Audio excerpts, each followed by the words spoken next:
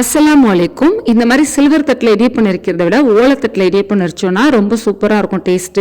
இடியப்ப ஓரல்ல வந்து இடியப்ப மாவு வைக்கிறதுக்கு முன்னாடி உள்பக்கம் வெளிப்பக்கம் ரெண்டு பக்கமும் 2 டிராப்ஸ் எண்ணெய் சேர்த்துட்டு அது தடவி விட்டுட்டு இடியப்பம் நரிச்சிங்கன்னா அந்த மாவு வந்து உரல்ல பிசு பிசுன்னு ஒட்டாம வரும். இடியப்ப மாவு உள்ள வைக்கிறதுக்கு இந்த மாதிரி ஸ்பூனை பின்பக்கம் திருப்பிட்டு மாவை எடுத்து வச்சுக்கிட்டீங்கன்னா கையை போட்டு நசன்னு வேலை பார்க்காம நீட்டா வேலை பார்க்கலாம். இடியப்ப மாவு வந்து உரல்ல பாதி அளவு வச்சா போதும். அப்பதான் நெரிக்கும் போது ஈஸியா நெரிக்க வரும். இடியப்பத்தட்டுல ஓரத்துல இருந்து உள்பக்கமா கொண்டு வரணும். ஒரு சுத்துனாவே இடியப்பம் நல்லா மெல்லிசா சாஃப்டா நல்லா இருக்கும். சில பேர் 2 சுத்துமே சுத்திக்குவாங்க.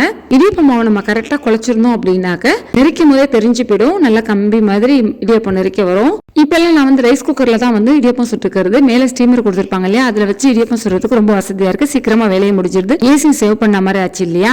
புதுசா இடியப்ப ஓரல் வாங்கியிருந்தேன் இல்லையா, அந்த இடியப்ப ஓரல்ல இடியப்பம் எப்படி நெரிக்குதுன்னு டெஸ்ட் பண்ணலாம் அப்படின்னு சொல்லிட்டு கொஞ்சமா மாவு குழிச்சு இடியப்பமே நெரிச்சு பார்த்தேன். அல்ஹம்துலில்லாஹ் ரொம்ப சூப்பரா இந்த இடியப்ப ஓரல்ல இடியப்பம் நெரிக்க வந்துச்சுங்க.